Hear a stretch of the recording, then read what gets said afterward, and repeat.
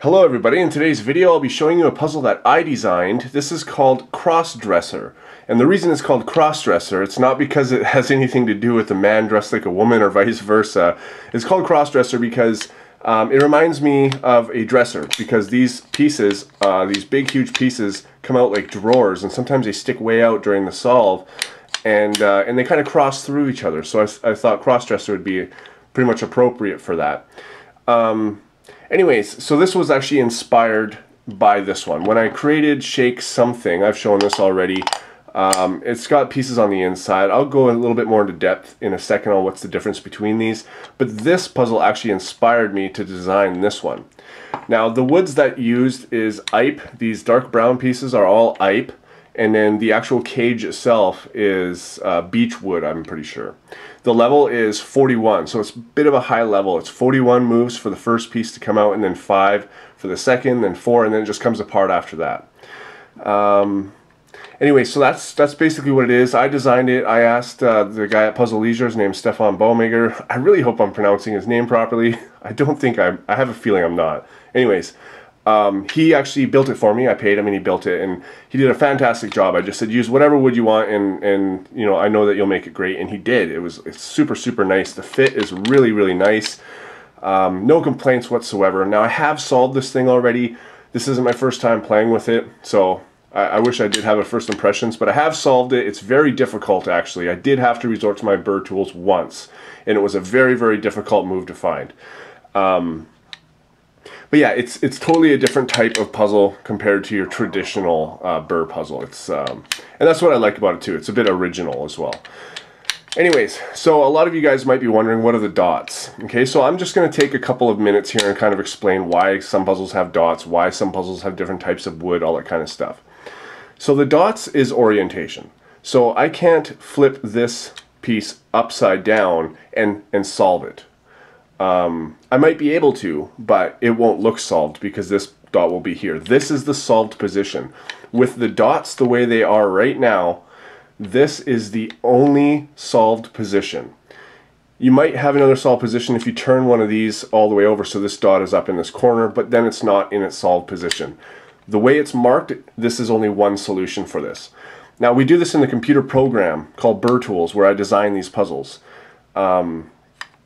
And so these two pieces here can be swapped all they want, up and down, or swapped, flipped this way because there's dots on both sides, but you'll not be able to solve it unless you have them specifically in this configuration. You can try to flip them, but you will never be able to get a solution that way. You also can never put these ones here or swap one of these because this has no dots, so it will not fit. You will not get a solution that way. This is the only way that you can get a solution. Now let's take a look at another puzzle really quick. This one here. Now the reason all of this is not the same color wood is because, again, this is the only way that you can get one solution. Okay, so these two pieces here are cherry wood. This is, you can swap all of these pieces however you want, and you will only be able to put it together one way. However, you will be able to swap some of these pieces with some of these pieces and get a different solution. Probably, most likely, an easier one as well. But it will not be in the solved position, so it won't be solved for what the puzzle is for. Other puzzles like this have many solved positions, but only one with this extreme marking pattern. So you've got these dots, and you might be able to flip one of these over so the dots are on this side and have another solution. Most likely, again, it's always an easier one. But only one in this configuration. Alright, something like this, the reason there's no dots is because we have orientation through cuts with the center. I haven't showed this one yet. It's called Rumpelstiltskin. Extremely difficult. But the cuts are there, so you can't turn one around because then the cut will be over here. But you can interchange every single one of these pieces because they all have cuts. And you can put them however you want, and you will never be able to solve it unless you have them in this one configuration. Every piece has to be where it is. If you look at a puzzle like this, there's no dots, there's no cuts. This is the goal. This is the pure configuration. You can twist these however you want, and you will still only ever have one solution. This is the hardest state this puzzle could possibly be in. If there was dots, it really limits. It shows you how you're supposed to put it together in a sense. This is pure. This is what we go for. Obviously, On Crossdresser, I was not able to do that. But I like the decoration. It's sort of like a decoration to me. I really like the way that it happened. So anyways, a little bit of education for you people that are maybe wondering why puzzles have different types of woods and not all the same wood, or the dots or the cuts and stuff like that. That's why. Anyways, so I'm just going to try to get some moves here. It's been a little while since I've solved this, so I don't quite remember. I remember that there's a big piece that comes out like this, and then it can go through. This piece here can kind of go back and forth, as you can see, and it can come up. Anything else move? Nope, so I don't think that piece should move. There we go. Move this one over. Anything else moving? Yep, this one. And then this one comes out. So we've got movement. We've got quite a bit of movement here. Anyways, so I've solved this before. It's super fun, but I am going to actually go and take this apart so I can show you all of the pieces and how it actually relates to this puzzle. So I'll be right back. Alright guys, so I've got this thing completely disassembled now, and you can really see the pieces. This is the cage. I just want to show you this real quick. Obviously it's pretty obvious. I mean, we can see it from the outside. So these are the 4 sticks. We'll start with these. This is one piece here. Let's just zoom up a little bit so you can see this. Very, very well made. I think Ipe is a pretty hard wood. I think that's what I would think. I mean, the puzzle's very heavy.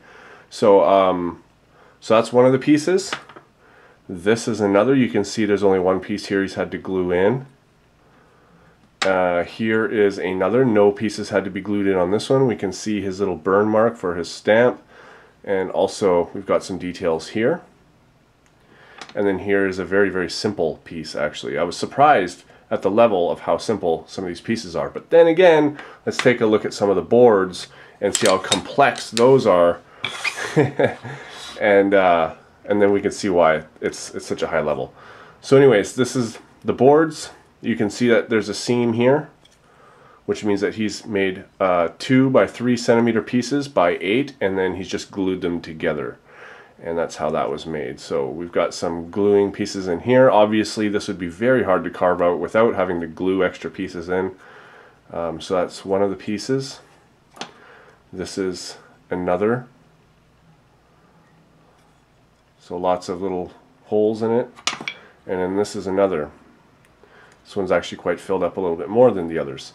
And every single one of these little holes gets used up in one way or another. If it wasn't, I would have filled it in, right? So now, let's talk about how this is similar to Shake Something.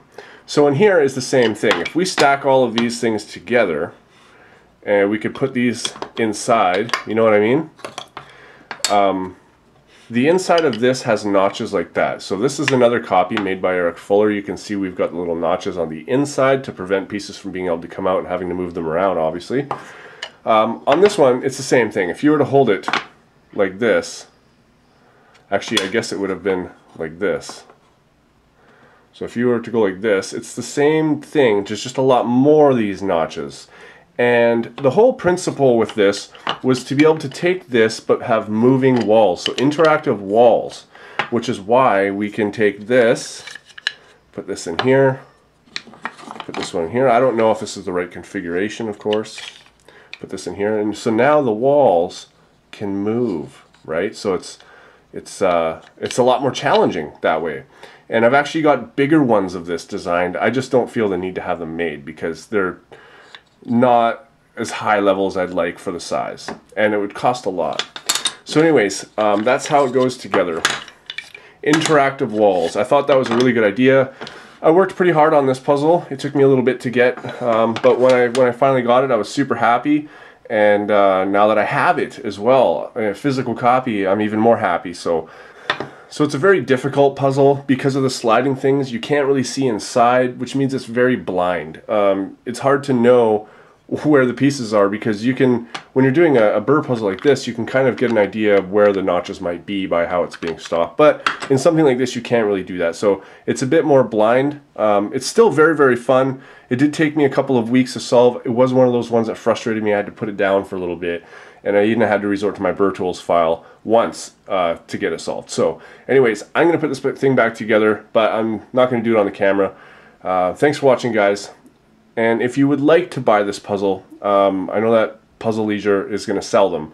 So you can buy it from there. It is a little bit more expensive than your typical one because these pieces are very difficult to make, of course. It's very time consuming to build this puzzle. But if you would like it, I have given Stefan at Puzzle Leisure permission to make and sell these. So if you'd like it, that'd be cool. Links in the description. Thanks for watching, guys, and I'll see you on my next video.